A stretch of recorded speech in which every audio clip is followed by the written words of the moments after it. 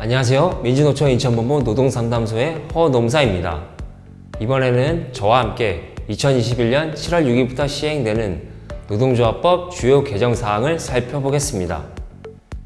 먼저 노동조합법 5조 2항이 신설되었습니다. 여기서 종사노동자라는 말이 등장합니다.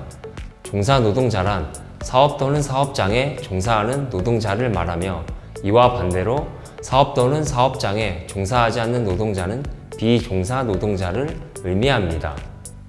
해고자나 실업자는 비종사 노동자에 해당한다고 볼 수 있습니다. 다음으로 2조 4호 라목 단서가 삭제되었습니다.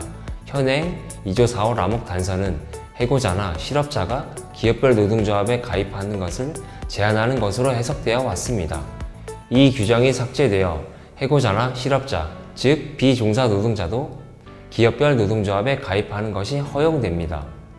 따라서 조합원 자격은 노동조합의 조직 형태에 관계없이 규약으로 자유롭게 정할 수 있게 되었습니다.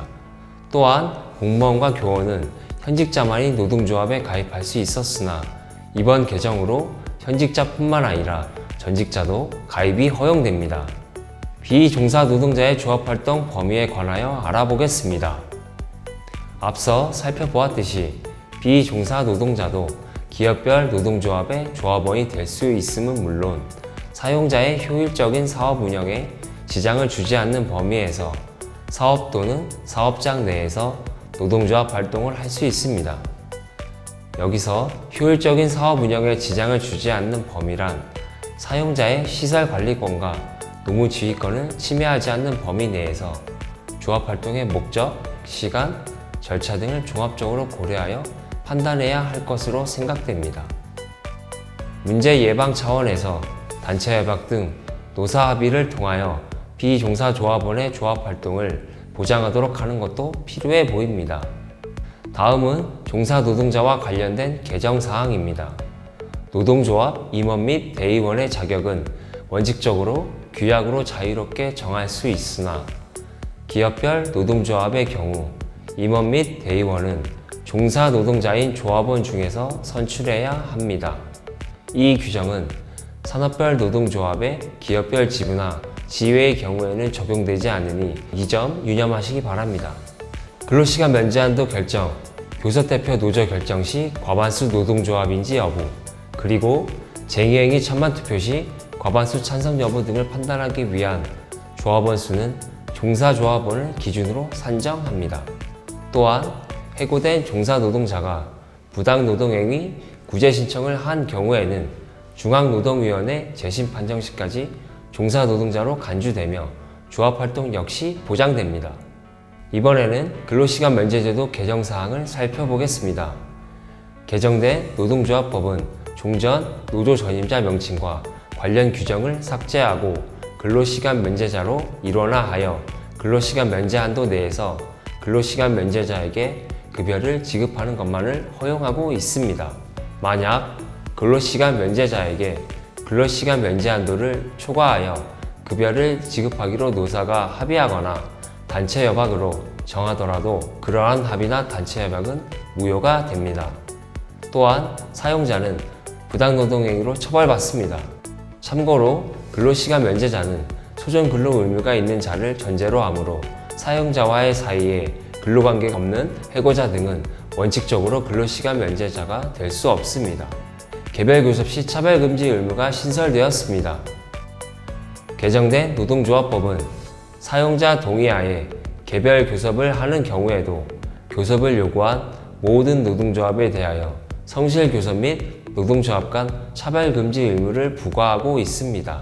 다만 이 조항은 교섭 과정에서의 성실교섭 및 차별금지를 규정한 것이지 교섭 결과의 평등을 의미하는 것은 아닙니다.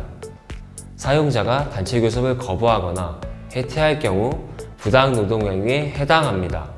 현행 노동조합법은 2개 이상의 노동조합이 존재하는 사업장에서 단체교섭 단위를 하나로 통일하라는 이른바 1사1교섭을 원칙으로 합니다.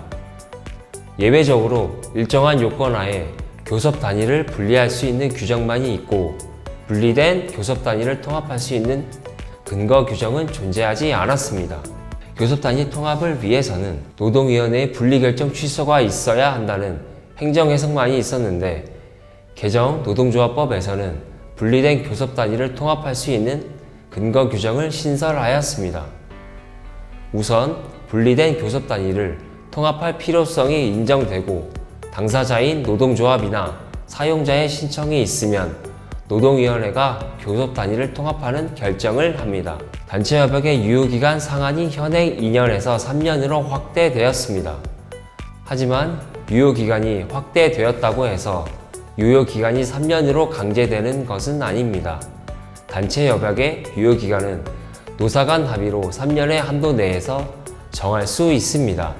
시행일 이전에 이미 체결된 단체협약의 경우에는 종전 규정인 2년의 유효기간이 적용됩니다. 쟁의행위 원칙을 규정한 노동조합법 37조에 직장점거 원칙에 관한 내용이 추가되었습니다. 이는 사업주의 출입이나 관리 지배를 배제하지 않는 부분적, 병존적 점거는 허용되나 전면적, 배타적 점거는 위법하다는 기존의 행정해석과 대법원 판례의 입장을 쟁의행위 원칙 조항에 명문화한 것입니다. 마지막으로 운영비 원조 부당노동 행위에 관한 개정사항을 살펴보겠습니다. 먼저 개정 배경에 대해서 알아보겠습니다. 헌법재판소는 종전 운영비 원조 금지 조항이 자주성 침해 위험이 없는 경우까지 부당노동 행위로 금지하고 있어 단체 교섭권을 침해한다는 이유로 헌법 불합치 결정을 내리고 일정 유예기간을 두어 개정을 명한 바 있습니다. 때문에 개정된 노동조합법 81조 4호 단서에서는 노동조합의 자주성 침해 위험이 없는 운영비 원조 행위는 예외로 규정하고 있습니다. 그리고 81조 2항을 신설하여 운영비 원조 행위로 인한 노동조합의 자주성 침해 위험 여부를 판단하기 위한 판단 요소를 제시했습니다. 운영비 원조에 관련된 노사 합의서나 단체 협약을 체결하신다면 화면에 보이는 판단 요소를 꼭 참고하시기 바랍니다. 지금까지 노동조합법 주요 개정 내용에 대하여 살펴보았습니다.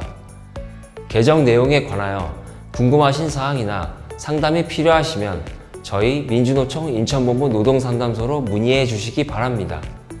감사합니다.